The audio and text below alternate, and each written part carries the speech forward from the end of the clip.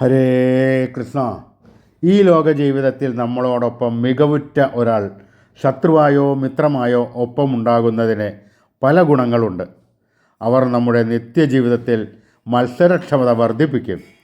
എപ്പോഴും ഒരു ഊർജം നമ്മളിൽ നിലനിർത്തും. നമ്മെ നിരന്തര പ്രയത്നത്തിന് അവർ പ്രചോദിപ്പിച്ചുകൊണ്ടേയിരിക്കും. അയാളേക്കാൾ ഒരു പടി മുന്നിലായിരിക്കണം എന്ന ചിന്ത നിരന്തരം ഉദ്ദീപിപ്പിക്കുകയും ചെയ്യുന്നു. ഉയർന്ന ചിന്തയും പ്രവർത്തന ശൈലിയുമാണെങ്കിൽ നശീകരണ പ്രവണത ഉണർത്തുന്നില്ല എങ്കിൽ വളർച്ചയോന്മുഖം ആയിരിക്കും അത്തരം ബന്ധങ്ങൾ. എന്നാൽ അപകർഷതയുടെ അദൃശ്യവേരുകൾ മുളപൊട്ടിയാൽ പിന്നെ ഫലം നേരെ മറിച്ചായിരിക്കും.